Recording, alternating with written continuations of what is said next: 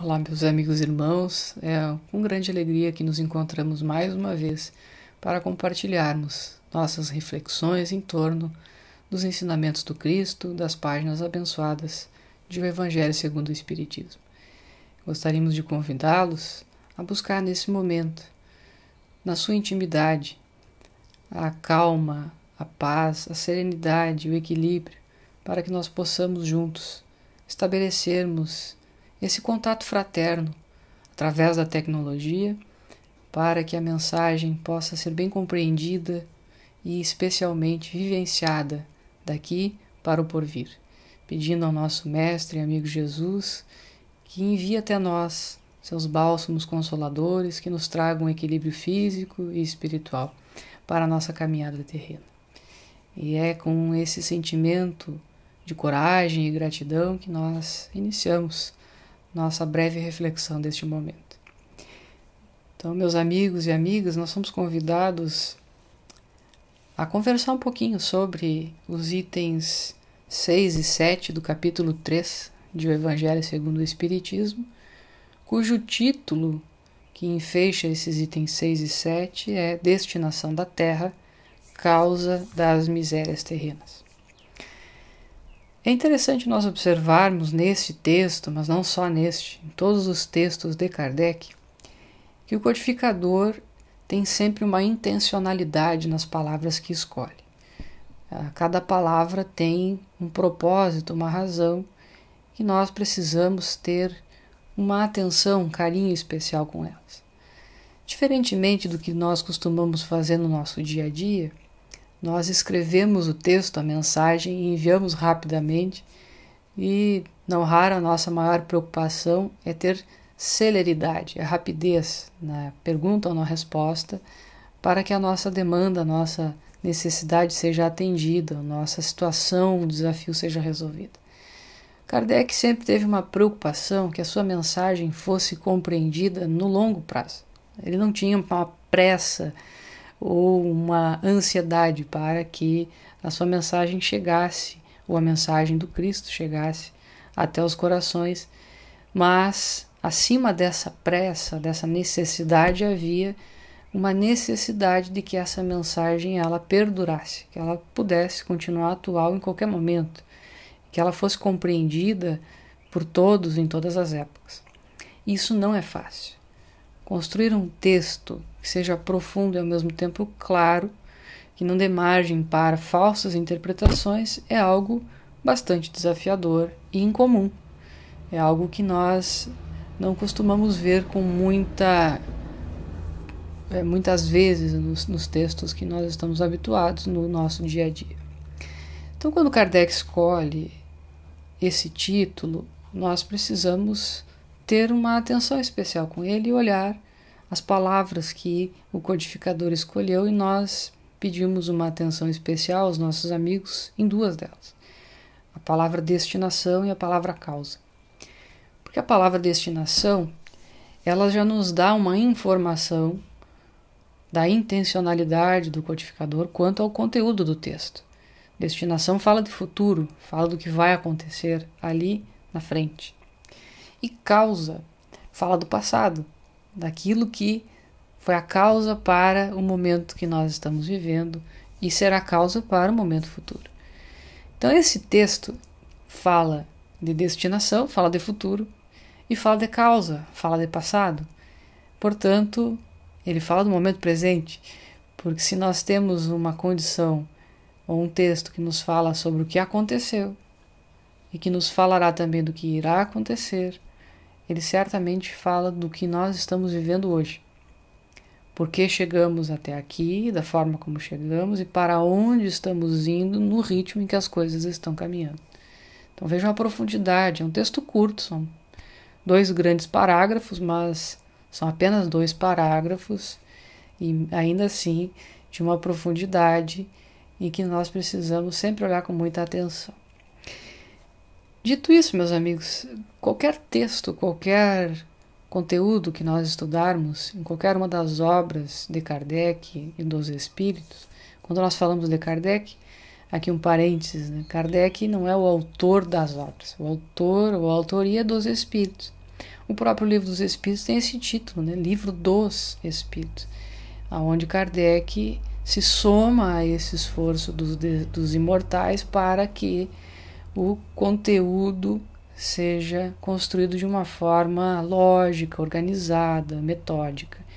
E ele atribui a si essa tarefa de organizar os textos, mas deixando sempre muito claro que o conteúdo não é seu, a ideia não é sua, a ideia é dos espíritos. Então, quando nós falamos Kardec, é por economia, para não nos repetirmos quando sabemos que o texto, a mensagem é dos espíritos e Kardec as organiza. Kardec faz parte desse esforço junto com os espíritos, mas nós tomamos a sua palavra de forma a resumir todo esse trabalho.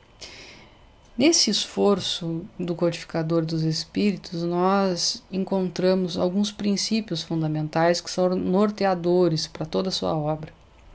E alguma coisa que nós vamos desenvolvendo o nosso olhar para aprendermos a perceber que por trás dos textos, por trás do que nós estamos vendo ou estudando, nós precisamos buscar os princípios, a intencionalidade, o desejo profundo, os pilares, aquilo que é a base da construção do edifício, do raciocínio que está sendo ali apresentado. Isso serve para qualquer coisa na nossa vida. Quando nós olhamos para uma determinada situação, que às vezes é desconfortável, desagradável, nós não nos perguntamos por que isso me desagrada, por que isso me deixa desconfortável. Ou alguma coisa que nos traz algum prazer, alguma alegria, e nós simplesmente fruímos daquele momento, daquela situação, e não nos perguntamos, mas por que isso me traz satisfação, me traz alegria? Quando nós começamos a fazer estes questionamentos dos porquês, assim como as crianças costumam fazer conosco, nos perguntando por que isso, por que aquilo, na verdade esse é um hábito muito saudável, que todos nós precisamos manter, assim como as nossas crianças, assim como nós fazíamos enquanto crianças. Porque quando nós perguntamos o porquê, quando nós vamos atrás da razão, da intencionalidade, da causa, fica mais fácil da gente compreender os fatos, a situação presente, aquilo que está acontecendo, porque nós vamos além do fato, além da realidade do momento e vamos buscar-lhe as razões ou as causas que, uma vez compreendidas, nos ajudam a entender uma série de outras situações. Quando nós buscamos as causas e a compreensão dessas razões, nós nos habilitamos a compreender melhor outras questões da vida.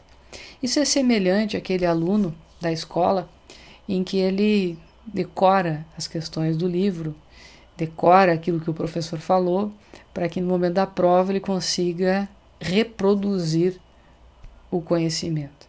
No entanto, quando lhe é perguntado com palavras diferentes, de uma forma diferente, ainda que o conteúdo seja o mesmo, ele não sabe responder, porque ele tinha resposta para uma determinada pergunta.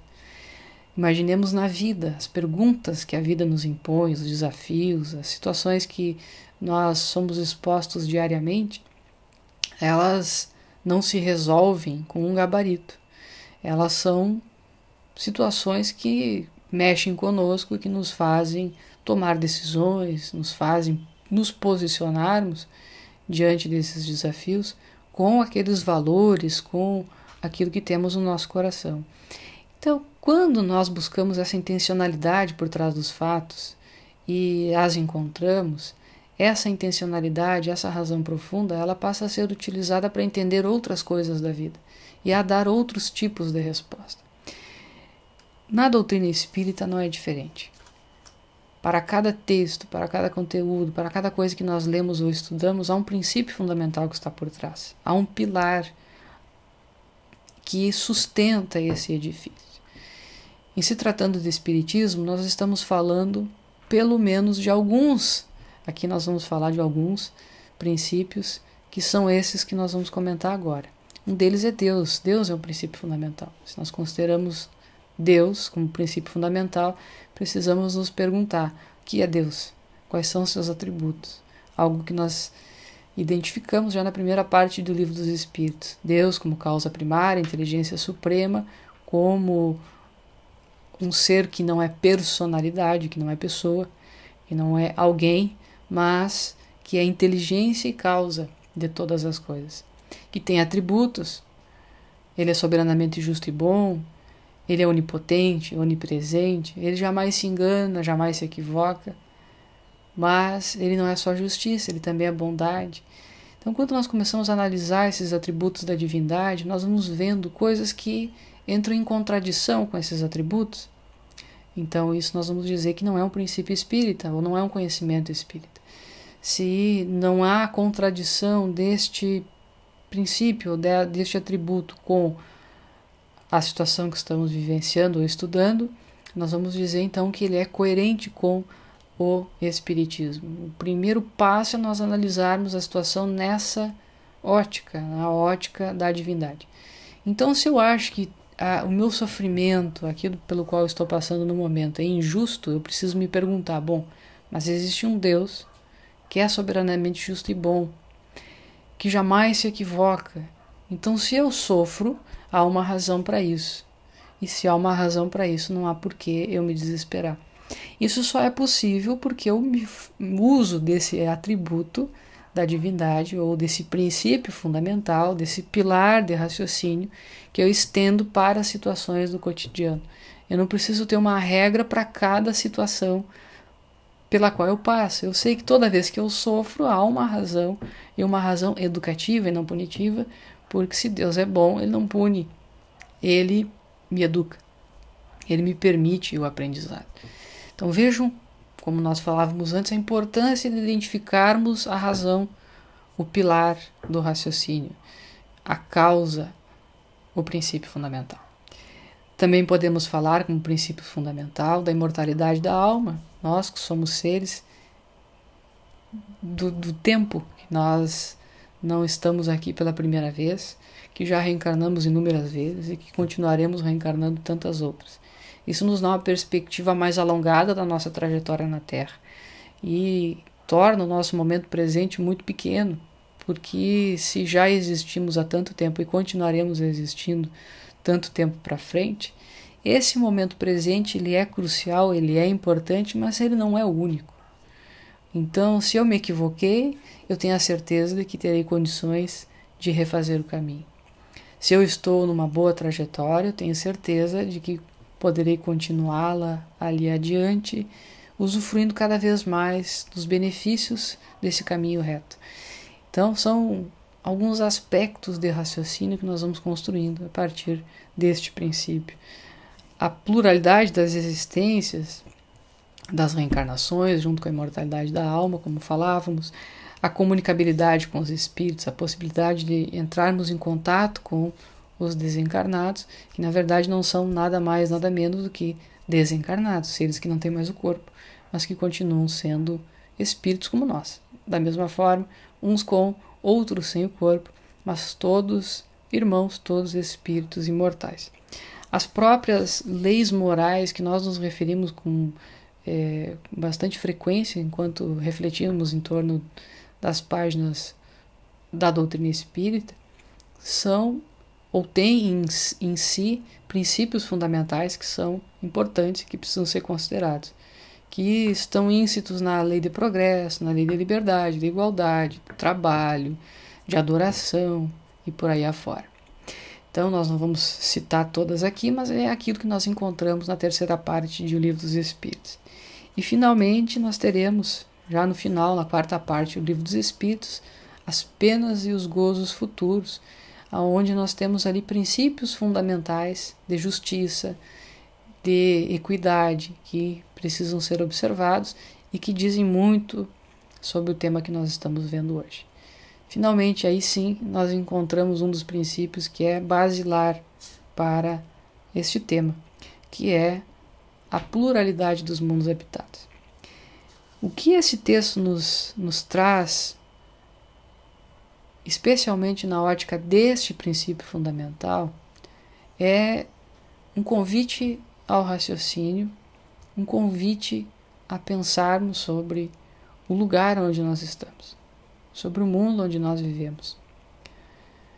E relativizando, de certo modo, a importância desse mundo. O nosso egocentrismo, ou a forma como nós nos comportamos de forma tão egoísta, próprio dos seres imperfeitos que ainda somos, faz com que nós nos coloquemos com uma certa naturalidade no centro das atenções.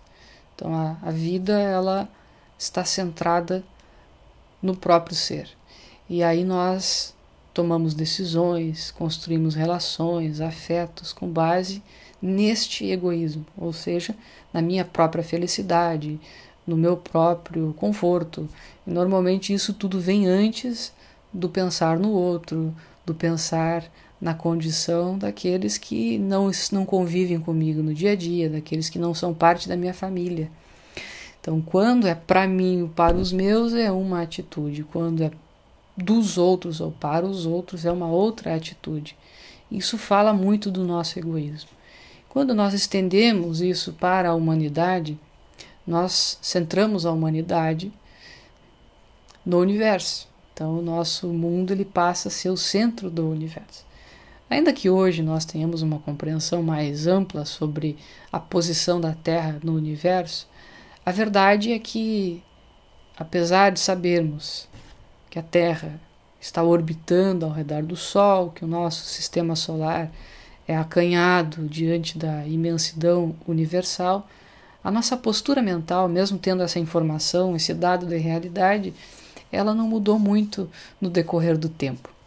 Porque a observação da realidade objetiva da Terra em relação aos outros mundos, em relação aos astros, ao universo, ela é sabida, mas a forma como nós nos comportamos diante dessa informação, ela continua sendo egoísta ou egocêntrica.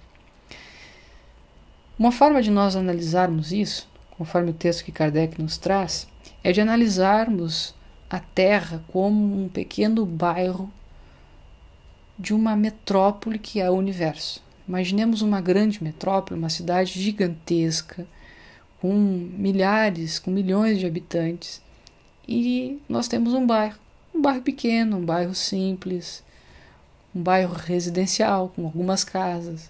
Essa é a Terra. A imensidão do universo é toda a metrópole. O bairro é a Terra. Quando nós paramos para pensar dessa forma, nós nos colocamos como uma parte da humanidade que se estende para além das fronteiras do nosso planeta. E isso muda a nossa percepção de humanidade. Então a humanidade não é mais só aqueles que habitam a Terra, é todo o universo.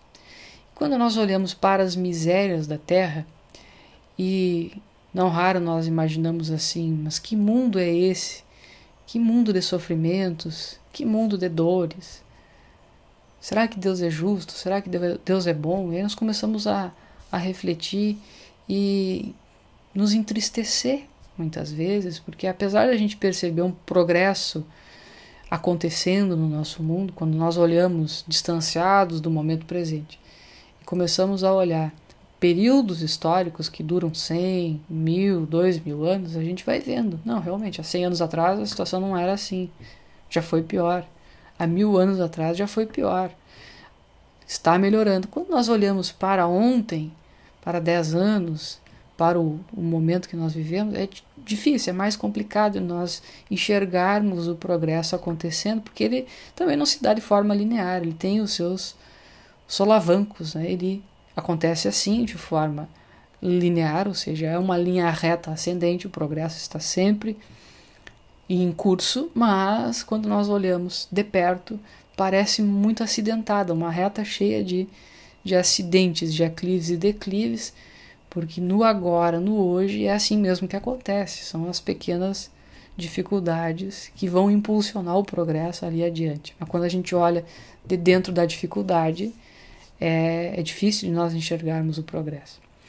Afastados no tempo, nós vemos o progresso com mais tranquilidade. Quando nós nos afastamos dessa visão da humanidade restrita à Terra e começamos a olhar para a humanidade como um todo no nosso universo, aí nós começamos a perceber que a nossa condição ela é apenas a condição de uma pequena parte da humanidade. Por outro lado, Kardec nos traz um exemplo ainda mais didático para nós compreendermos isso, que é a realidade de um hospital. Vamos imaginar que o nosso universo, novamente, é uma grande metrópole, mas ao invés da Terra ser um pequeno bairro, a Terra é um hospital. Quando nós estamos andando por esse hospital, aí nós nos surpreendemos. Nossa, quanta gente doente. Mas nós estamos num hospital. O que nós esperávamos ver dentro de um hospital? Pessoas saudáveis, pessoas felizes com a sua condição física. Elas estariam em outro lugar, certamente, não dentro de um hospital. Quando nós imaginamos a Terra como um grande hospital de almas, nós vamos ver que esses sofrimentos pelos quais nós passamos fazem parte da nossa realidade, porque são uma necessidade ainda para todos nós. Então, o sofrimento daqueles que vivem na Terra é como o sofrimento daqueles que estão dentro de um hospital. É o lugar onde nós estamos em tratamento dessas mazelas, dessas dificuldades, e não poderia ser diferente. Que bom que temos um lugar, que bom que nós temos o hospital para nos tratar. Que bom que nós temos a Terra para resolvermos as nossas questões, os nossos desafios, os nossos conflitos, as animosidades, enfim. Então, com essa mensagem do Evangelho, ela nos dá conta ou nos ensina várias coisas. Primeiro, essa necessidade de nós olharmos de uma forma ampliada para os desafios que nós estamos vivendo, olhando para o passado, para compreender as razões pelas quais chegamos aqui, olhando para o futuro, tentando entender o que vai acontecer ali adiante, mas mais do que isso, é expandindo a nossa visão para entender que o que nós vivenciamos, o que nós vivemos, apesar de nós amplificarmos porque é com nós, porque é conosco, tudo que acontece conosco, nós amplificamos, a nossa dor é maior, a nossa dificuldade é maior, se é comigo é sempre maior. Então, quando nós precisamos aprender a relativizar isso e a enxergar que, apesar de ser comigo, não é tão grande assim. Apesar de a Terra nos apresentar esse desafio dos sofrimentos e as intercorrências que são próprias de um mundo de provas e expiações, ela é apenas uma parte da humanidade, não toda a humanidade. Isso nos traz um pouco de alento, porque nós já não nos abatemos tanto diante das dificuldades, porque já entendemos que o lugar onde estamos é propício a elas, é propício a dificuldades, porque é o hospital onde nós estamos tratando as dificuldades. E nós só queremos sair do hospital quando estivermos em condições de retomarmos ou de continuarmos a nossa caminhada fora dele. Imagine sair do hospital com o tratamento pela metade, ou com o tratamento no início. Nós sabemos que ali adiante vamos precisar nos internar novamente. Por quê? Porque não resolvemos aquela questão ainda. Então, a calma, a paciência, a ponderação, ela passa a nos acompanhar porque a gente entende que todos esses desafios que estamos vivendo são necessários e são uma parte de um tratamento. Um tratamento que nós, voluntariamente, escolhemos para experienciarmos, vivenciarmos, no intuito, no interesse de nos melhorarmos e continuarmos ali adiante, melhores do que quando chegamos nesse hospital. E por isso mesmo o aprendizado que nós tiramos dessas pequenas passagens do Evangelho, segundo o Espiritismo, nos dão um bom ânimo, nos dão uma calma, mas também nos ajudam a lidar com o nosso passado, com o nosso presente, com o nosso futuro, com mais assertividade, com mais calma, com mais paz. Quando nós olhamos para o passado, nós não olhamos para o passado com culpa. Nós olhamos para o passado com os olhares de um aprendiz que identifica o seu desafio, que identifica as suas falhas, os seus erros, para os corrigir no hoje. Então o passado deixa de ser tormento e culpa e passa a ser aprendizado. O presente, ele não é mais um terreno de desespero e desesperança, ele é um terreno de trabalho, Trabalho para corrigir aquilo que precisa ser corrigido e para fazer aquilo que precisa ser feito. Eu corrijo o passado, mas eu também construo o futuro. Há um pensador que diz que a melhor forma de nós prevermos o futuro é construindo ele hoje. Então nós não precisamos imaginar como será, a gente faz hoje aquilo que podemos, aquilo que está dentro do nosso alcance, para que a nossa condição seja melhor ali adiante. E essa condição melhor ali adiante é a fé que temos no futuro. Ter fé no futuro é essencial. Do contrário, nos desesperamos. Ou perdermos as forças para fazer hoje, porque não conseguimos ver propósito. Por que tanto sofrimento? Por que tanta dificuldade? Para que tudo isso? Se perdemos essa fé no futuro, a certeza do aprendizado que estamos construindo hoje, certamente nós teremos mais dificuldades de enfrentá-las, de enfrentar os desafios que são naturais no mundo onde vivemos. Então, a dor, o sofrimento, o desafio no mundo de provas e expiações como a Terra, num hospital de almas como é o nosso planeta, é algo natural. Mas a bondade divina, que não nos desampara, nos dá a oportunidade de estarmos nesse hospital para corrigirmos aquilo que precisa ser corrigido, para nos melhorarmos e no momento em que dermos alta, lembrarmos que a humanidade não é só esse planeta. E aí nós vamos poder, com a bondade divina sempre ao nosso lado, alçarmos voos um pouco maiores, mais amplos, mais altos e buscarmos lugares, situações, condições mais felizes do que essas que vivemos hoje, porque vamos ter alta, vamos mudar de bairro, nós vamos ir para uma outra condição evolutiva em que esses desafios não são mais necessários. Então é isso, meus amigos, as reflexões que nós gostaríamos de fazer com os nossos amigos hoje eram essas, pedindo sempre que procurem nas páginas do Evangelho, fazer a leitura, a sua interpretação, o seu entendimento do texto, porque é sempre muito importante nós olharmos para essas mensagens e contextualizarmos os nossos próprios desafios, as nossas próprias dificuldades, porque certamente vão nos ensinar ou nos apontar caminhos que são para a nossa jornada, não para a jornada de quem está aqui falando, mas para os meus próprios desafios, para os meus próprios interesses. Olhemos, estudemos, analisemos e apliquemos esse conhecimento na nossa vida. É mais uma vez com sentimento de gratidão que nos despedimos, convidando a todos para que levemos mais uma vez o pensamento ao nosso Criador, ao nosso Pai, pedindo-lhe a força, a coragem, a calma, a serenidade para darmos continuidade a esse tratamento que estamos recebendo neste grande hospital de almas que é a Terra. Porque sabedores dos desafios, sabedores que eles são necessários, nós mantemos a paz e com ela construímos a nossa evolução espiritual, os nossos caminhos com mais celeridade e com consistência, para que ali adiante aqueles desafios que nos visitam hoje não sejam mais necessários. E aí a dor, o sofrimento, eles se extinguem e passam a dar lugar à felicidade que todos nós buscamos. Nos mantenhamos na paz do Cristo e até breve.